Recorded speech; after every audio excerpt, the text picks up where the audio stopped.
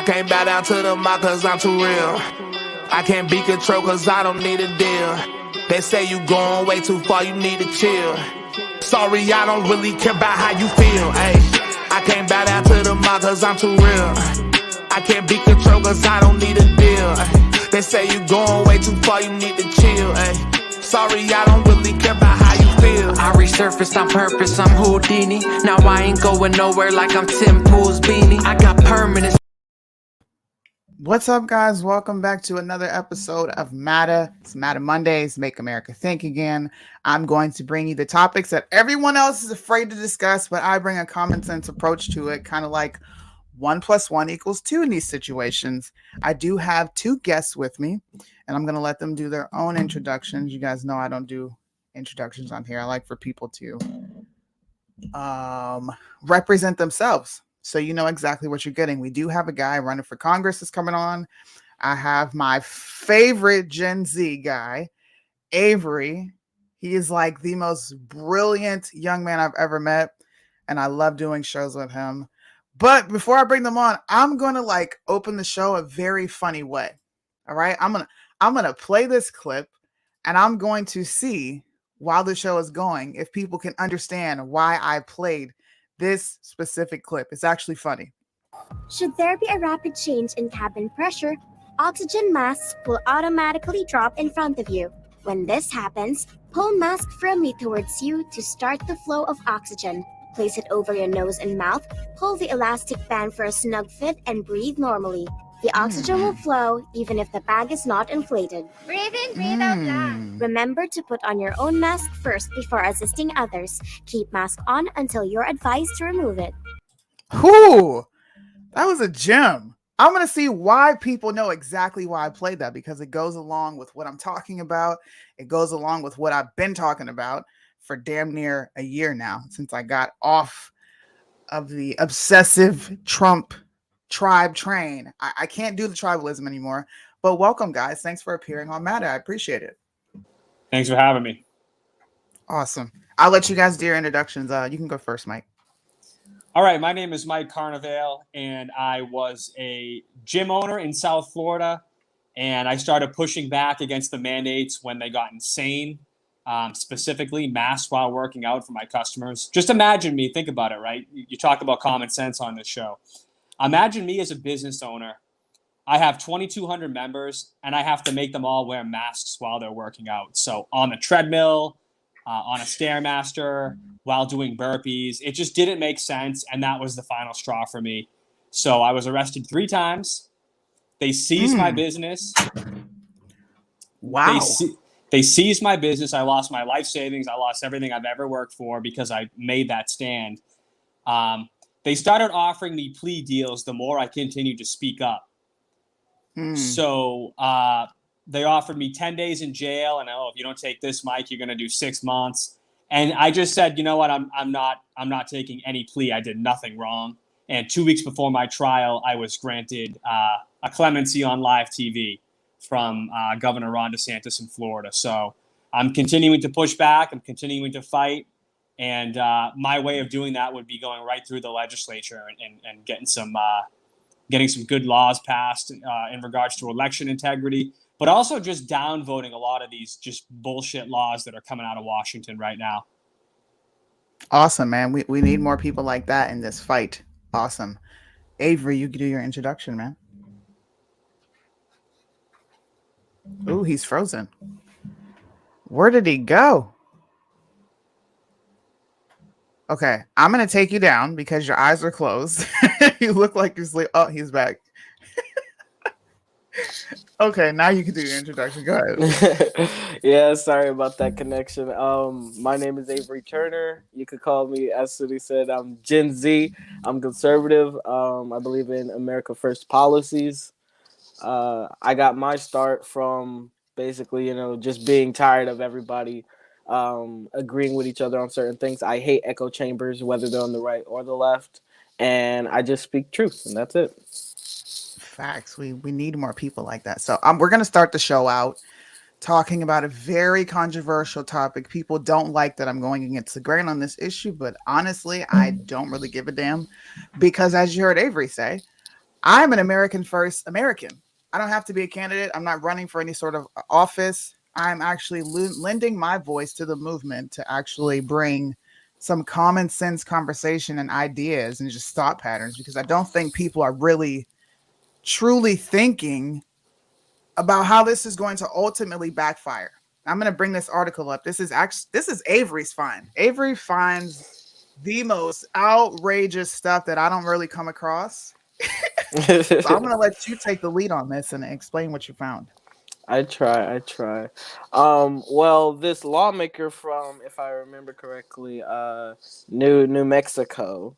Her name's Yvette Herrell, and she proposed that basically, we take all the truckers that the Canadian Prime Minister is basically trampling on their rights in a sense. Yes, she feels like we should take these people in. And I posted this on my Facebook, which is funny, right? I posted this and I had a lot of people say, well, at least they'll work. I'm like, what job? Who is hiring them? Are truckers and are these companies in America requiring people have jobs? Like, where are they going to work? How are they going to start paying taxes? Because they're not citizens. They're here seeking asylum. Like, make this make sense. Do you know that people that seek asylum in our country get bank? You know how much they make? We're already shelling out billions upon billions, and we're about to also probably be giving Ukraine another $1 billion loan guarantee, but that'll be a conversation for another day. Where is this money coming from? Why should we accept them? For what? Like, for what reason do these people need to come to America and suck up our resources? I thought we were going to crack down on asylum seeking. Like, I don't understand. I don't understand. The flip-flop for me is what irritates me the most. What is your take on this, Mike? Well, to me, this is just political grandstanding. So she knows this has no chance of going anywhere. That's not legislation that's going to be passed. But just by her saying that, she's now gone national and we're speaking about it and we're saying her name. Right. So this is just a grift. It's just a money-making, opportunistic. And, you can go with the grain or you can go against the grain. You could speak the truth and people will be mad at you, or you can come up with some phony piece of legislation that's going to go nowhere. And now all of a sudden you're pulling in donations. You're adding social media followers. And it's pathetic. I think it's pathetic. It's stupid legislation. And it's sad that we even have to talk about this and she even gets airtime. Yeah, I agree. I definitely agree with you, Sunni. It's the flip flopping back and forth. When it's illegal Mexicans coming across the border or seeking asylum, we're all against it. Whether they're Cambodians or whoever, we're against asylum seeking, and we want strict asylum guidelines. But right now, we have people like her that are willing to take in all these Canadians, and like you said, where are they going to go? Who's going to feed them? Where's the money coming from? And what happened to putting our people first? We're supposed to be the party of America, conservatism. How are we going to conserve America if we're taking Canada's people? Just because they agree with Americans on one topic doesn't mean they believe in conservatism, nor are they traditional. Exactly. And we would essentially be inviting that into our country solely off the fact that, well, they're fighting the same fight, but do they have the same ideals we have? Because, I mean, if we're honest, right, all of the immigrants that we've taken over the years, notice we have slowly had to accommodate to them. They are not adjusting to our way of life. If you look at the schools and what's being offered now, especially in the curriculum, I remember when Obama was in office, there was a push to teach children the Islamic faith history. What? You can't say Merry Christmas without offending the next person. Like, this is our country, all right? Christmas is a heavily promoted tradition in America, and my children can't go to school to say Merry Christmas. They have to say Xmas to accommodate other people coming to our country. It's just, it's not feasible, man. I don't know what Canadians believe in. I have a few Canadian friends. Of course, they have conservative values, but we're talking about in mass an influx of people. We're not talking about the macro. I mean, we're not talking about the small minority. We're talking about hundreds of thousands of people. I want to know how we're going to ensure that our country stays our country by inviting all these people in. Like, you see it with Ilhan Omar. Mm-hmm. She is fundamentally doing all she can to change America. You're an immigrant. I don't get it. I wish there was some sort of logical reason outside of your feelings, okay? Your feelings as to why we should do this. If anyone can offer me a logical explanation on how this is going to benefit America, conservative values, which is what we're fighting for, then maybe I'll stop talking about it. But I guarantee you, you won't be able to present me anything outside of your feelings. That's just it. That's the thing, though, you know, there is no logical explanation why anyone would support this or why anyone is supporting people in another country but not even supporting their own people. You know, they say it's a global fight. Well, I thought we were fighting against globalism. I thought we were focusing on America first, Americans first. How are we going to put we have homeless veterans. We have children who don't eat. We have people who are still stuck at an 8th grade reading level. And we're trying to take in people from a whole nother country that might have wildly different ideals on how the government should be ran. You know, even if they do agree with us on every. Uh-oh, he froze again. I can pick that up a little bit while he jumps back in too. So yeah, I agree. It's just not America first at all, and it is flip-flopping, and it's just a grift. It's grandstanding, and it's not like, I mean, this country's falling apart right now. This country is just going to hell right now. Like, we don't have fair and free elections. We don't have medical freedom. Our borders are wide open. We have political prisoners with no bail, no due process right now. So we're not in a position where we can help anyone else. And I try and speak in metaphors because people can understand that sometimes. America first to me means you take care of your family before you take care of your neighbor. If your house is, I mean, if your bank account's overflowing, you got 2 kids and they're away at college, you're still raking in money, go buy your neighbor some fruits or something. But right now, we're trying to just take care of things at home, and this country's not in a position where we can be helping other people right now. Like, that's just bottom line. We're not doing good enough for that. I agree. I mean, go ahead, Avery. I'll let you finish. Yeah, I was just gonna say, you know, my grandma told me, she would always tell me, because she basically raised me when I would go to school and get behind on assignments. You know, finish the assignments that mean the most, that has the most points, that actually does something to change your grade. Don't just do every single assignment and waste your time and try to fix everything. There are things we need to focus on. And the people we need to focus on are Americans who are doing hard during these times after the lockdowns, after being fired or laid off, after businesses are crumbling. We need to focus on these people. We don't, like you said, we don't have the resources nor the time to be focusing on a whole nother country when we don't have our own house in order. Yeah, it's honestly that simple. And I know a lot of people are like, well, that's just cold and callous. Like, you don't care about a neighboring country. And it's like, listen, when I saw the Haitian people at the border, do you know what I said? That is extremely unfortunate, but we are not taking you in. And when all that violence comes here anyway, you're not even going to have time to think about Canada.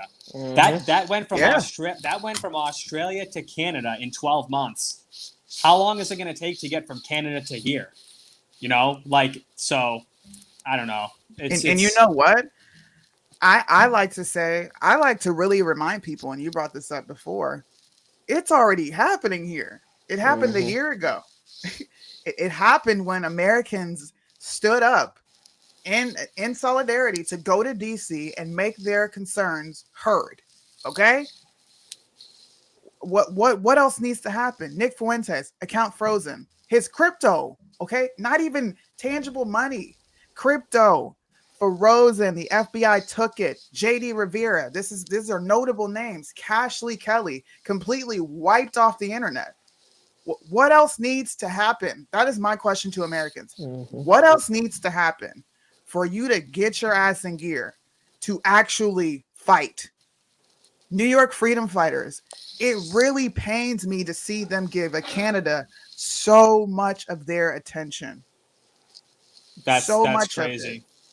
Of it really does. I'm a good friend with Josephine Valdez. She's who started that. She's the founder. She's that is great. my really good friend. I love her and I love what she's doing. Why can't we put our resources there? That's right here at home. I don't get it.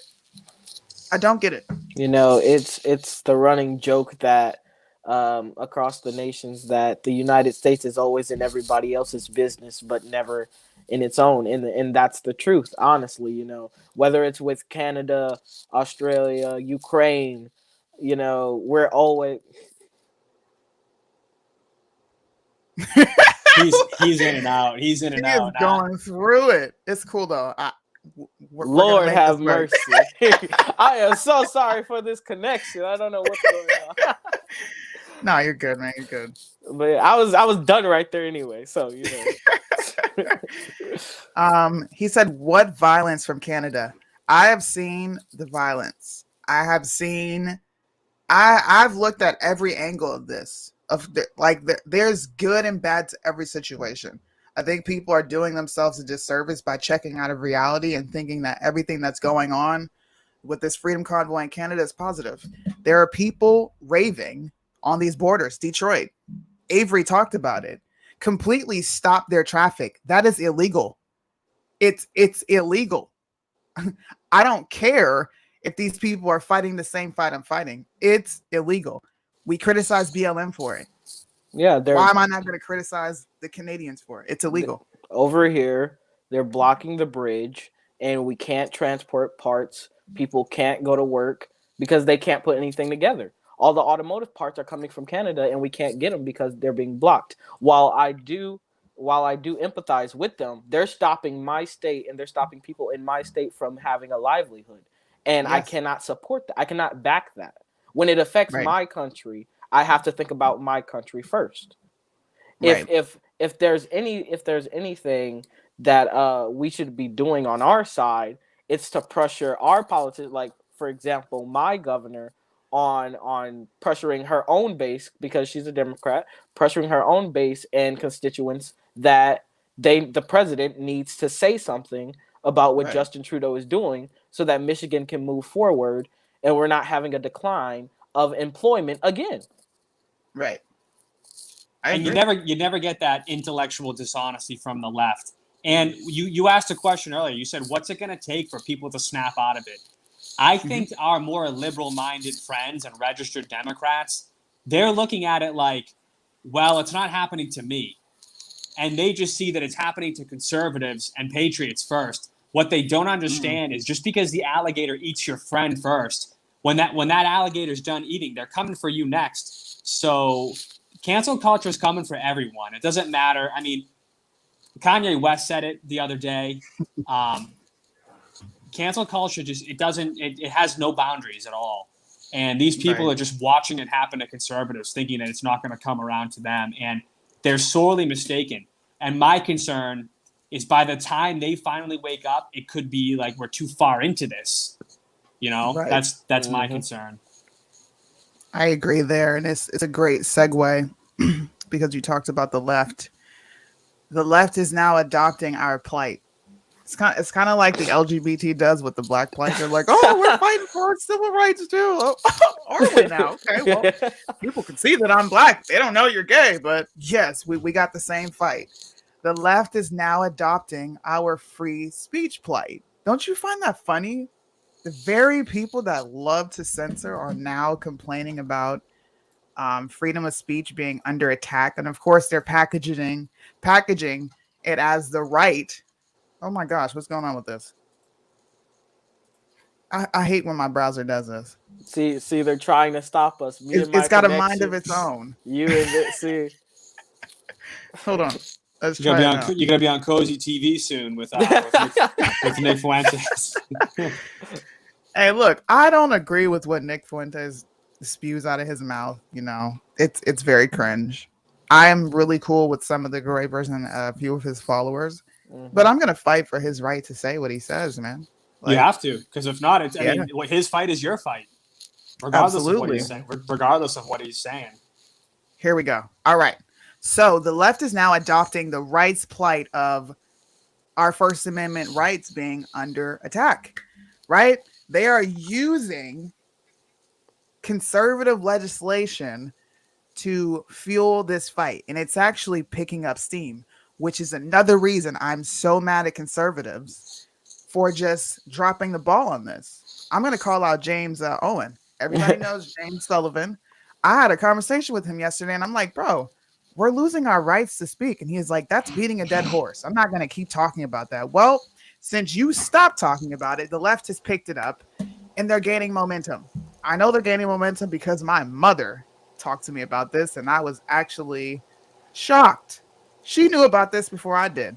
So what they're doing is they're going after the Don't Say Gay bill, which is not what it's called.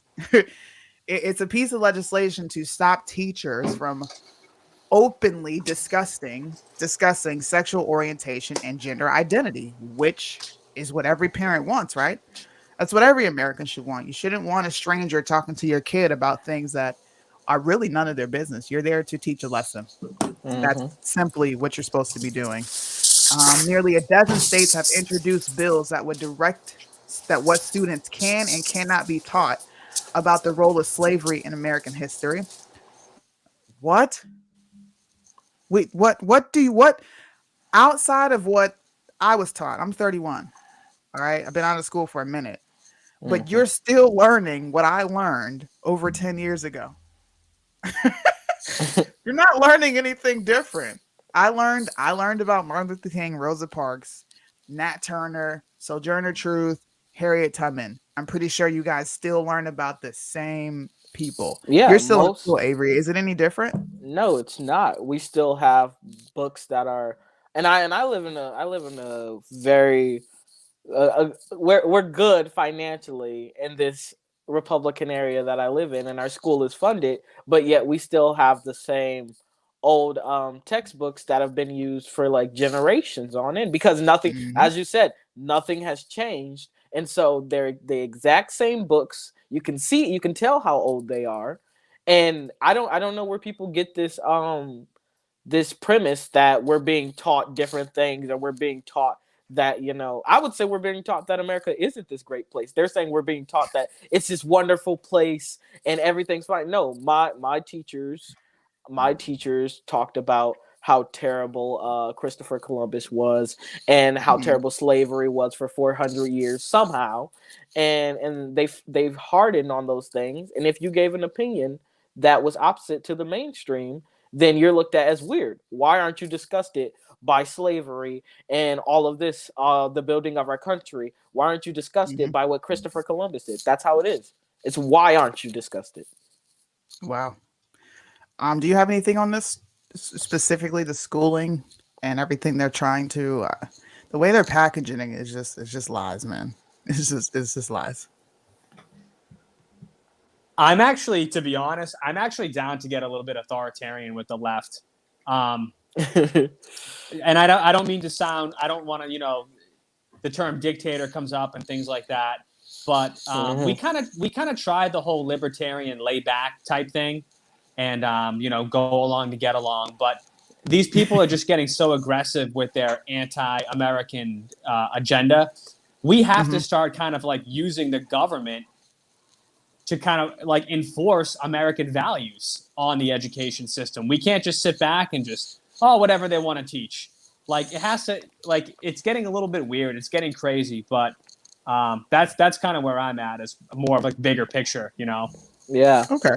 I definitely agree with that. There has been a GOP strategy of sit back and let it be.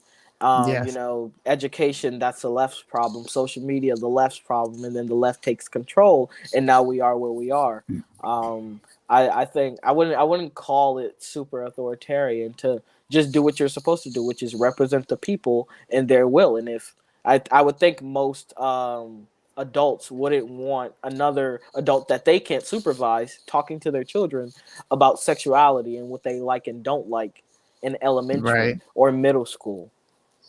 It's just weird. The fact that any adult wants to talk to a child that's not yours about these things is just weird.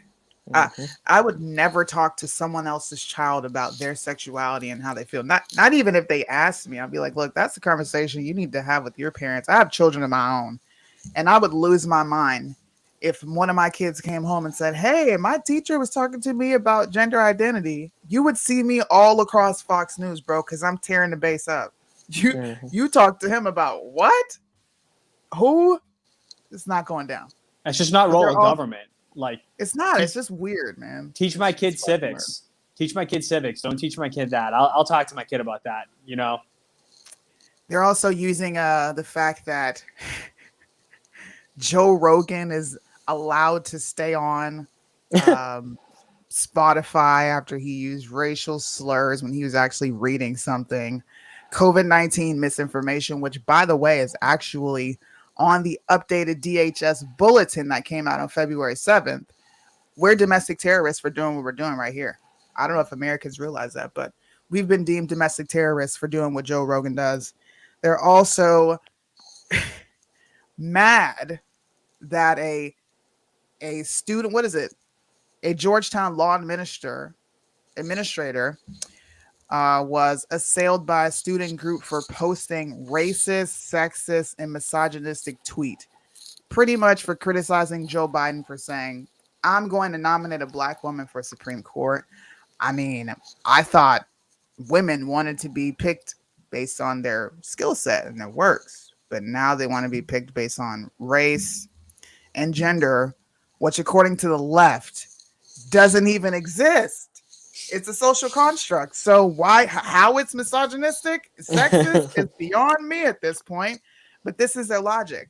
I only bring this up because this is picking up momentum. People on the left, constituents, are now feeling like their freedom of speech is under attack when truly it's not. To an extent, I believe that they get censored to an extent, but when you really talk about the issues that are going on, when you talk about things that aren't so common, unpopular opinions, you're smushed, you're shut down. And we've stopped talking about it as people on the conservative side, the movement, the right. Why have we kind of just accepted, well, we're going to be censored, nothing we can do about it?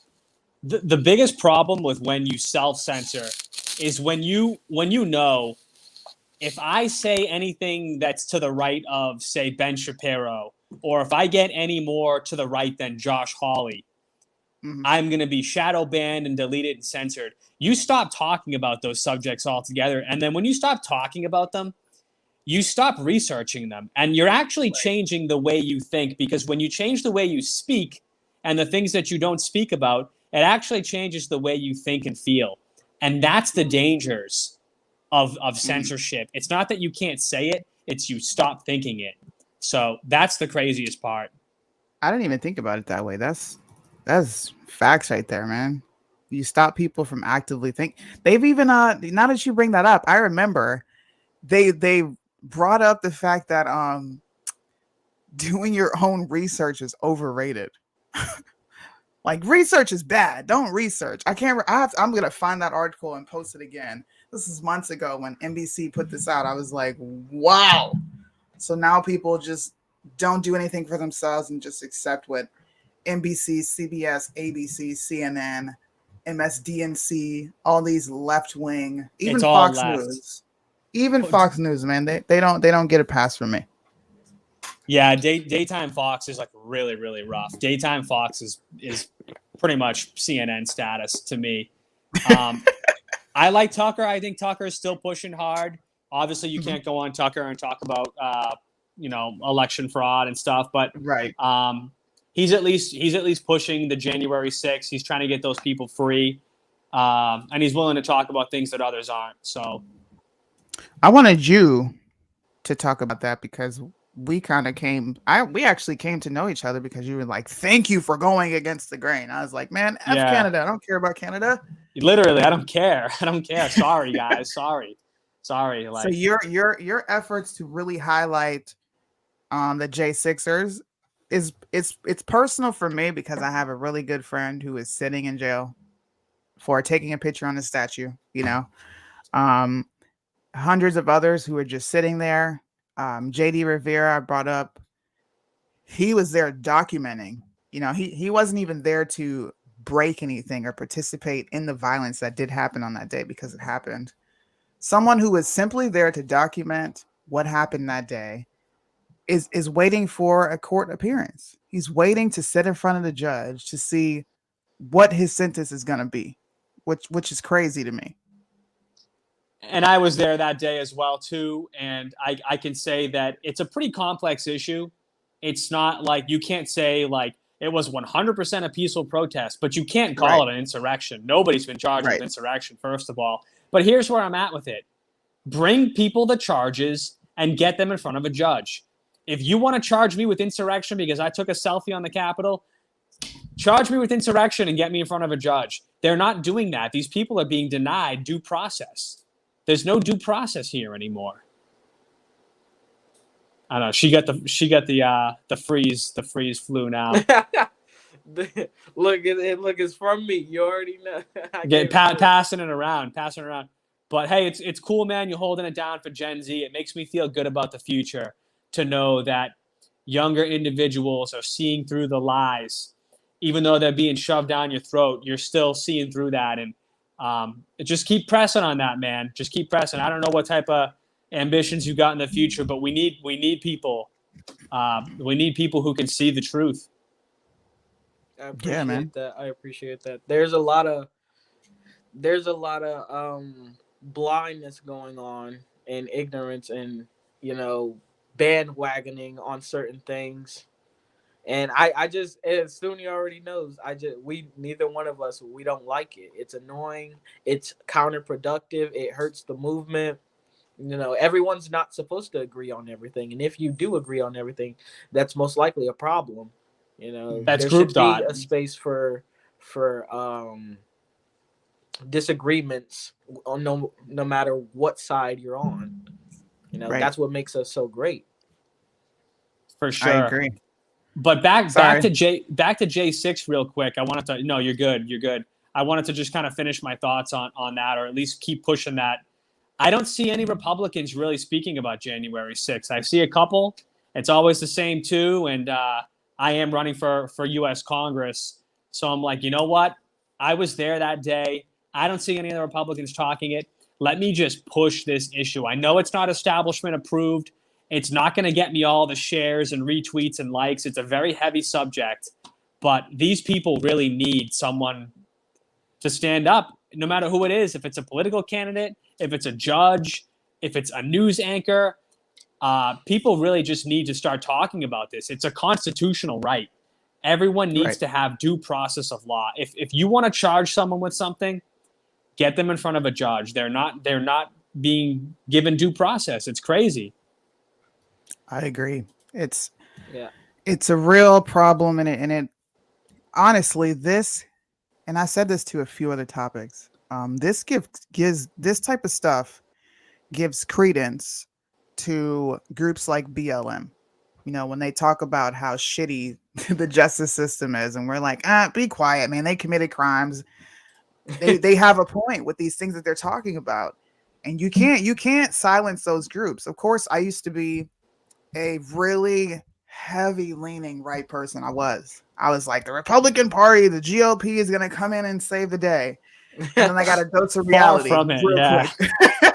I got a dose of reality, and I just never shut up after that. After that, I started reading books. I started looking at the left, the right. I just started really dissecting stuff and taking it in. And I'm like, man, this is a shit show and nobody's talking about this. Well, let me create my lane. And here I am. The more you do that, the more you actually see the current atmosphere of our political system. It's corrupt on it's level imaginable, even at the local levels, man. That's where they really have their strongholds. Legit. It's really sad. It's so sad. I announced for Congress back in October, so it's been about 4 months now, 5 months now, and What? I've gotten like I'm gonna send you the link, Oscar. I'm sorry. This is a really good friend of mine. I'm gonna send you the link, man. It's crazy. Go ahead. I'm sorry. no, you're good, you're good. But yeah, no, I've been in this for like 5 months now, and when you run for office, you're in it. You're not on the outside looking in. You're kind of in it, and the amount of corruption that I've seen in the Republican Party right now is crazy. And it's not so much the things that they say, it's the things that they don't say. And it's not really so much of what they do, it's the things that they don't do. And it's the way that they'll turn their blind eye to certain things. That's the thing about the Republican Party. The Democrats will just shove Marxism down your throats all day long. And it's almost refreshing how they're just honest about just destroying America. Whereas the Republicans, I feel as though they're a little bit disingenuous about trying to save America, where they just kind of don't say anything about certain things. Like everyone right now is just like, oh, what political prisoner? I don't even know what you're talking about. Man. Like, it's like, dude, open your fucking eyes, man. Open your eyes. That's where the creed of the do nothing Republicans came from, and you know the whole thing of there are a lot of politicians, but mainly Republicans, who just sit in the back, vote red, and pray that they win the next election, because they're like, as long as I vote red, then they can't say I'm not with the party, they can't say I'm anti-America. But a person who doesn't speak up and advocate against abortion is just as bad as the person that speaks up in favor in abortion. You're not fighting anything. You're just sitting there taking up space that someone actually can make change and do if they were sitting there. You know, that's a fact, man. That guy that was just on here is Oscar L. Blue. Oscar is an amazing Mexican who is helping the American fight against how open our borders are. He has actually covered all of what's happening at the border that mainstream media won't cover, which is absolutely absurd. I guess they just went through an attack in Guatemala. It's like, this is what I mean. Things like this, where you actually have people that are fighting for America's interests, you don't even hear about the crazy stuff that they go through or their fight. It's nuts, man. This is nuts. So he's going to send this to me. Oh my God. He was mobbed and robbed by MS-13 Mafia. They had a shotgun to his head. Wow. But Canada is the priority. You won't hear about that tomorrow. Maybe there'll be a couple headlines, but that's it. Wow. I'll call you after the show, Oscar, but prayers for Oscar. I'm glad you're okay. I had no clue this was going on. This is wild, man. It kind of shook me. I'm sorry. You know, man, look, this stuff hits different when you have people that are directly affected by it. It hits completely different. The government sucks. I hate the government. Fucking sucks. Straight, yeah. It's crazy. It's crazy. You were about to say something. I didn't mean to cut you off. I was just going to say, this is another example of how we're worried about everyone else's border and their rights and their sovereignty, but our own, you know, where like you said, we're probably not going to hear anything about this. Maybe 1-2 headlines, and that's it. Yeah. See, look, all these people don't even know. You don't even know. Oscar's the most famous Mexican who's helping America, and you have no clue that he was pretty much almost dead. We probably would have never known if he was actually harmed due to the Americans not talking about this. It's sickening. I hate the way everything is going, and I say hate because I mean it. It grinds my gears, man. We're talking about Republicans, and I'm going to start my expose on Log Cabin Republicans tonight. A specific candidate, his name is Hayden Padgett. This guy is your textbook rhino. When I say rhino, textbook rhino, he is a very vocal and loud supporter for the Log Cabin Republicans, which conservatives, I'm here to clue you in. They're going against everything you're pushing in legislation right now. You see, Virginia, 2 pieces of big legislation that passed to help the LGBT somehow gain their rights back, which they never lost. They have just as much rights as you and I. This is just like DeSantis, his attempt to somehow limit my speech on what I could say about the Holocaust, which is bullshit. Of anti-Semitism. I can't. Hayden Padgett, I reached out to him. My assistant reached out to him. Several other people that helped me with my booking reached out. He read our messages, replied, then never got back to me. Pretty sure when he found out he was me, he was like, nah, I'm good. You know, people do that. When I'm like, hey, you know, come on, Make America Think Again. And they're like, oh, okay, who's the person? Sunni. And they're like, oh, I'm good. Never mind. They do not want to come on the show with me, which is okay. I take it as a compliment. Woo! But I'm gonna pull him up. And if you guys want to stay on for this portion, I would love for you to stay on because I want to hear your sentiments on this as well. He is a Republican running out of Texas and District 10. Okay, he's running for House Representative. When I seen the amount of just disgusting vomit that comes out of his mouth while he's saying he's conservative, I was just like, ew, ew. The first video I'm gonna play, people are gonna be like, "That's a conservative, really?" This Hey, guy? I'm gonna run, but I'm gonna be back soon. Okay. Thank you for coming on, man. I appreciate it. Let's jump back on some other time. Have a good one. Nice meeting you, man. Too. Thank you. Take it easy. I like that dude. He's raw. Too. The past weeks have been hard for all of us. The murder of George Floyd. What? The murder of George Floyd. Wait, it gets better, guys. I can't play the whole thing through because this is monetized, so they will try to get me for copyrights. Listen. Been a vein of outrage that had only just begun to heal. Hundreds of thousands, even millions, have marched in protest demanding justice, an end to police brutality, and real evidence that Black Lives Matter. Why do we keep seeing Black men killed?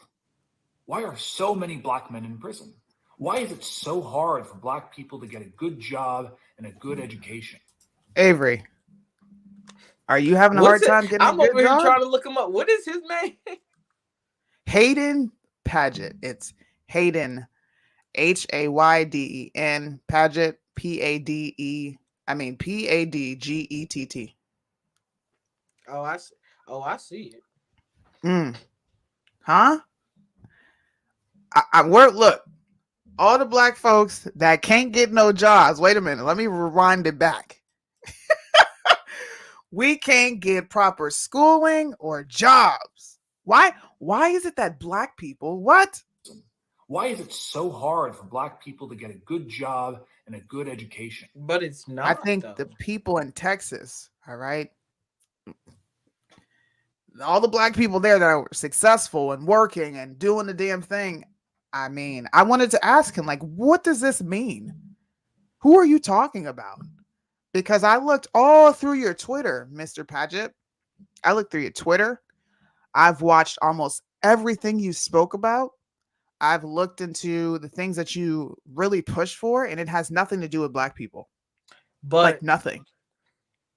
You know, Sunni, this is one of the things, you know, calling yourself a conservative has become a trend in a sense. Yes. Some people like to use it because it gives them some clout or some likes and clicks. If I call myself conservative and I try to fit in, and as long as I don't say something that seems radically different from the party, then it's okay.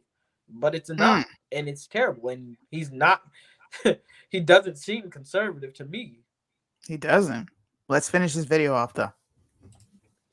These are serious questions that we have failed to seriously examine, which is why Black Lives Matter is such a potent phrase. It is both a declaration and a desperate question. Republicans, myself included, have hesitated to say the phrase, and with good reason. Black Lives Matter is both the name and the rallying cry of an extreme progressive organization that advocates policies we know will harm Americans. It has also been used as a political club by Democrats who attack Republicans. Republicans fear the phrase, but we should not. Our party was founded to end the spread of slavery in America. I can't. Our I party. can't. Our party. What? I paused it on an amazing thing. He looks like a douche. You're a douche, guy. I hope that someone tags you in this video and that you finally come across real people, okay, that want to talk to you. I'm a Black woman. I've been Black 31 years in the great United States of America, and I can say to you that I have never had a problem getting proper education or a job. Anytime that I've gone into my field of work, which is computer science, all right? I was working in cybersecurity. I have tons of certs. I went in making more than the old ass white people that were there. 10 times more, specifically because I had certifications in these particular fields. So you let me know who you're talking about outside of the inner city. If you're talking about the inner city, you can talk, but we have enough Democrats that do this as well. What are you doing? Where's your work? Because the work that you claim you care so much about, Republicans alike, they care so much about the inner city, and we need to fix it. And Black people need this and Black people need that. But they are the least proactive in making any of these things happen, which is why I do like Trump and his platinum plan. I thought a bit of it was pandering with the extra shit that he put in it.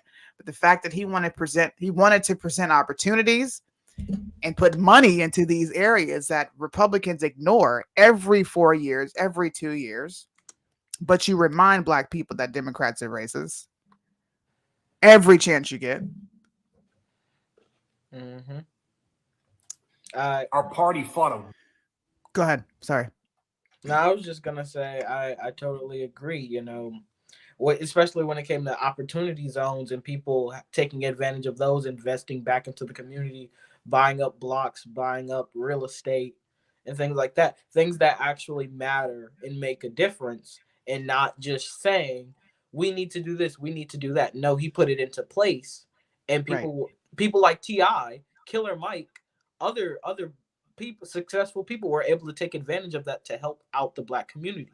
But they keep making it seem like we're so disadvantaged and we're so like poor and hurt and woe is me when it's not that. You can continue. I agree. The video. I'm just, man. war to end slavery.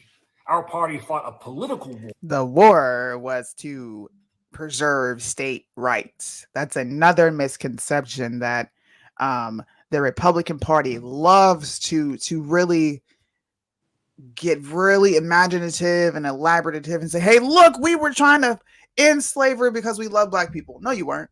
They were fighting for their state rights. You could care less about the slaves that were there. Just be honest. It was a form of cheap labor, and you wanted to keep that. Don't make it seem like, oh, we just care about these Black people. I hate that. That's fake. Look, I would have bought some slaves too with cheap labor. I sure would have. I wouldn't have treated them like shit, but they would have been working on my plantation. Damn straight. Says Sunni the one. To ensure Black people and white people are equal before the law. The history of our party is long, messy, and complex. Times have changed, and Republican policies change with them. But what did not change is the timeless value at the heart of our party.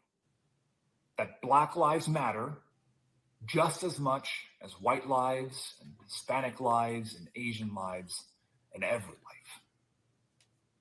Black lives matter. And Republicans have been saying it for 166 years. Fuck out of here.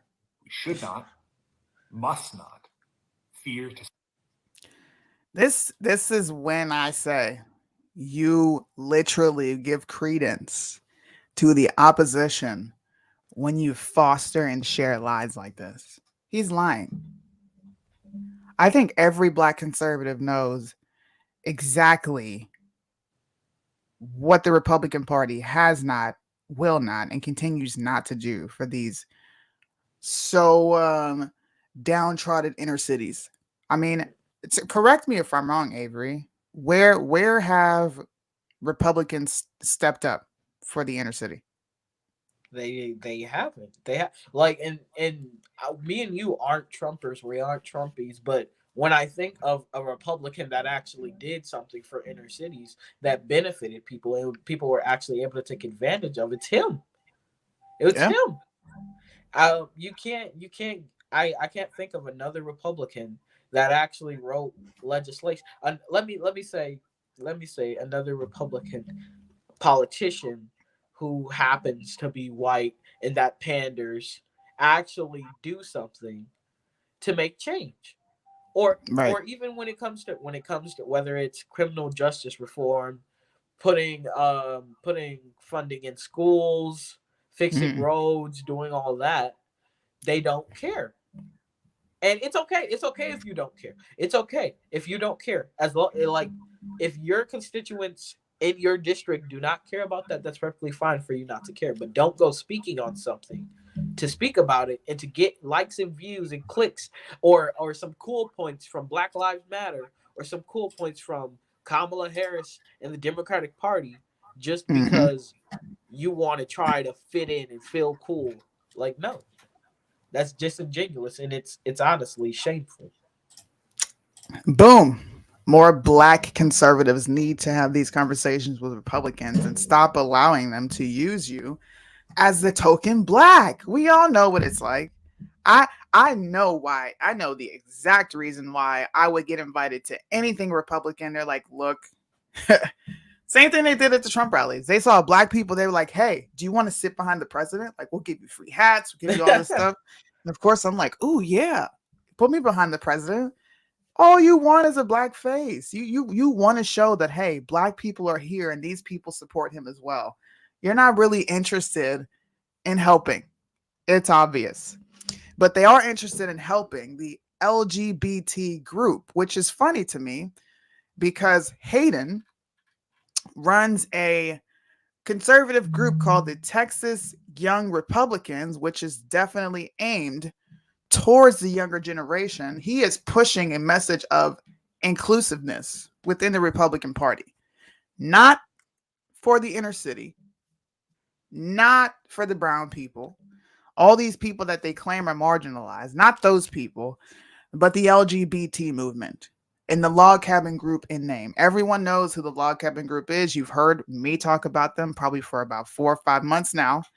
You already know the legislation that they've pushed. You already know what they're all about. So help me, help them, help you, help me, Hayden, understand why the LGBT movement is so top priority for Republicans when they don't carry the same values or ideology. How do you say marriage is between a man and a woman? You're a Christian, you're a conservative. But then go help a group who says, no, my God says marriage is between everybody because God is love and love is love. Love has no gender. Help me understand that. Help me understand why it was so important for these people to fight against the United States of America, the military at that, to initiate lawsuit for people who can't openly be themselves. Have you seen the military in the last 10 years? Have you seen the amount of transgenders that have popped up? Do you know that they don't deploy because their condition is deemed a medical condition and they have to remain at a home base in order to get their treatments? Do you know that the average service member is given ibuprofen for broken arms, for these back ailments that they have from constantly deploying, breaking down? Did you know that? Did you know that we can barely go to the dentist without having to pay an arm and a leg? I speak on these issues because I'm a spouse. So while you guys are fighting for a less than 1% of the population, the rest of us are like, hey, when are you guys going to step up to help the average American? Let me know, Hayden. I would love to have a conversation with you. And I'm not a jerk, but I am a common sense person, and I would love to know what any of this has to do with helping America. Like I don't understand. And I'm reading something from the his little group, the Texas Young Republicans, or whatever. And if I'm reading it correctly, they support, and it's about a bill about gender modification and insurance covering the transitioning or reassignment of medical procedures and treatments for certain children. If I'm reading Send me that because I'm correctly, gonna post it. if I'm reading that correctly, you're telling me that you're pro transgenderism, and not only that, but you're okay with it happening to children. Like, and I hope I'm reading it incorrectly. I really hope, like, and anyone who's in the chat right now, I'm telling you, go to their site. Matter of fact, I'm gonna pull it up now. Texas Young Republicans, and then go to their 2021 legislative positions, and it's gonna say supports or opposes, and then it's gonna have the description of what the bill is, and it's gonna tell you whether they support it or don't support it.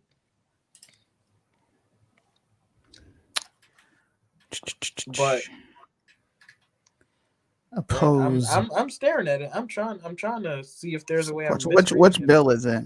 Which one is it? It's called the committee number 2693PH. 2693PH. Oh, right here. Support gender modification relating to the provisional of and professional liability insurance coverage for gender transitioning or gender reassignment medical procedures and treatments for certain children. It says support. I'm going to pull it up so you guys can see it. Like, Sony, like, I'm staring at it because I'm like, I don't believe that you how are you a Republican and you're supporting this? Ooh. Hayden. I'm in awe right now. Hayden. You got some explaining to do. Look, and I'm gonna keep trying to examine this. Avery's like, hold up.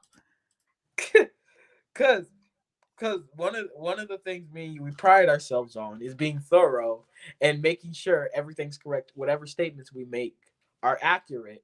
And as of right now, there's nothing saying like this bill is anti, giving them insurance and having them liable for them converting to different genders and stuff. It's not saying anything like that. And I'm trying to look and see if there's anything like that. But if this is true, and which it seems to be, yes, that is a foundational issue when you're calling yourself a conservative.